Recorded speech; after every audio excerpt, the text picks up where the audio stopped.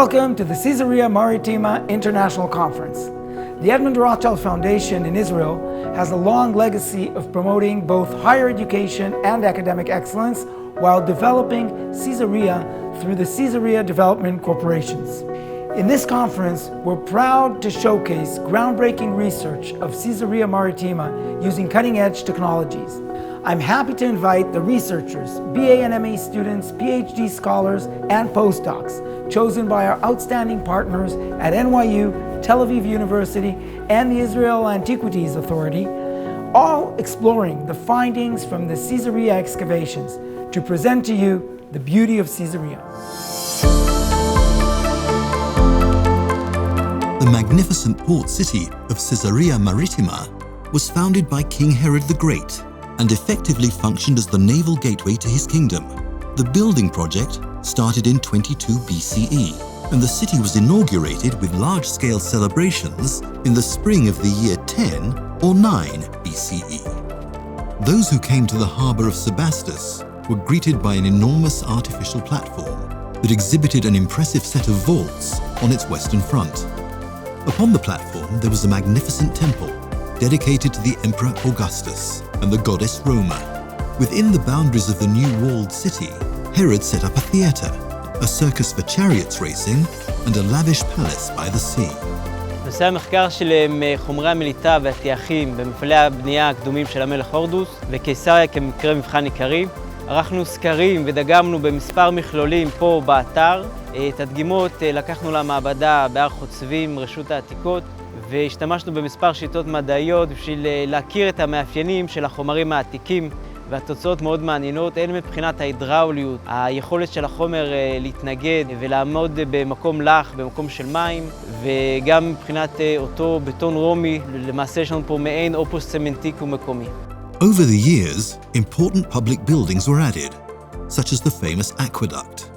After the destruction of Jerusalem in 70 CE, Caesarea became the provincial capital of Judea and the largest city in the land of Israel. My MA thesis research is about the spatial analysis of Roman and Byzantine police in Israel.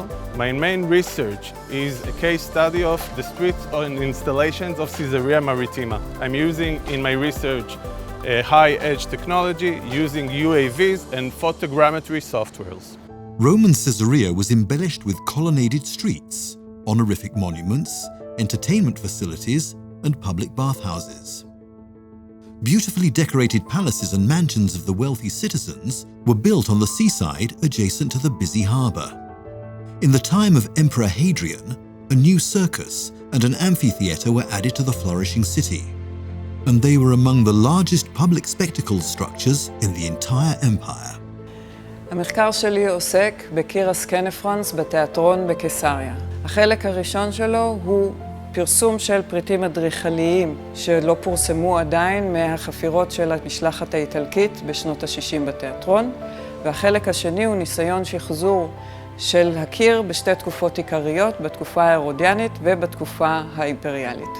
Caesarea was a multicultural city with a multi-ethnic population.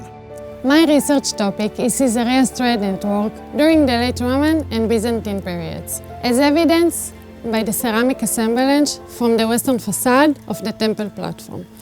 The research relies on ceramic assemblage analysis that was revealed by the Israel Antiquity Authority excavation in Vault 4. My research is dealing with bag-shaped amphora from Caesarea during the Roman and Byzantine period. I'm using ceramic petrography and technology to determine the production of this group of vessels at the site and in its vicinities, as well as to identify other manufacturing regions. This contribution will hopefully highlight the city's status within the local and regional ceramic landscape, as well as part of a global ceramic marketing network. And I'm very grateful to be part of this project. Ever since the 3rd century CE, it became an important centre of Christian theology that was established there by Origen of Alexandria and Eusebius of Caesarea. At the same time, Caesarea became a significant rabbinical centre. Many important rabbis, such as Hoshaya Rabbah and Abahu, lived and taught in the city. במסגרת עבודת הדוקטורט שלי אני חוקרת את בתי הקברות של העיר קיסריה בתקופה הרומית. מאות קברים מהתקופה הרומית התגלו עד כה בקיסריה, ועיגוד הנתונים שלהם והחקר שלהם יכולים ללמד אותנו על מנהגי הגבורה, הכלכלה, חיי היום-יום של תושבי העיר. אני מרגישה ברת מזל שניתנה לי הזכות לחקור את עברה. המחקר שלי עוסק בארונות קבורה מעופרת, שמיוחסים לבתי היוצר בקיסריה וירושלים מהתקופה הרומית המאוחרת, תוך התמקדות בניתוח איקונוגרפי ואיזוטופי של מקורות העופרת.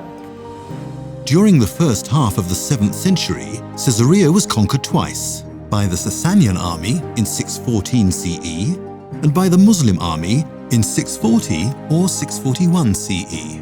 Following the Muslim conquest, Caesarea, the metropolis and provincial capital, was abandoned. Only about a century later was a new and much smaller town built on its ruins. For my final project, I chose to write about intra-communal Jewish debates during the time of the Great Revolt in קיסריה. I wanted to take history, which I studied in college, and archaeology and combine them together to create a more robust picture of what was going on during the time of the Great Revolt. I thought that the archaeological record in קיסריה at the synagogue and also the textual evidence of Josephus Flavius could help me paint a broader picture of what was going on during the time. I found my final project extremely interesting and also helped me learn more about history through an archaeological lens. I completed the final 2 years of my career as a global liberal studies student at NYU Tel Aviv, and I participated in the archaeology program graciously funded by the Rothschild Foundation, which included numerous visits to Caesarea, and I completed 2 projects, one looking at the legacy of Fatimid rulership at Caesarea, and one looking at the Balkan settlement at Caesarea, the most recent inhabitants of the site. I came to Israel for the archaeological program, in which we went to many archaeological sites such as Tel Dan and קיסריה and others. My main focus of research was the foundations and the reasons for the foundation of קיסריה and the racial inequalities in the city. I was able to expand my interest of archaeology, learning about cultures today, into learning about what cultures were in history and how they've evolved into what they are today. And that's an interest I'll be able to take with me for the rest of my life. In 1101, Caesarea was conquered once again, this time by the Crusaders. Since then, it has passed back and forth between Crusader and Muslim hands. King Louis IX of France arrived in Caesarea in 1251 and refortified it. The Crusader city walls were strengthened, and about 13 towers were incorporated in the impressive fortifications.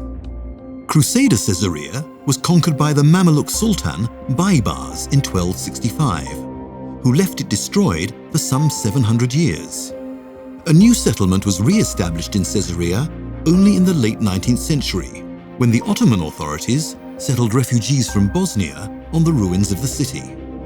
The first excavations in Caesarea were conducted during the British Mandate.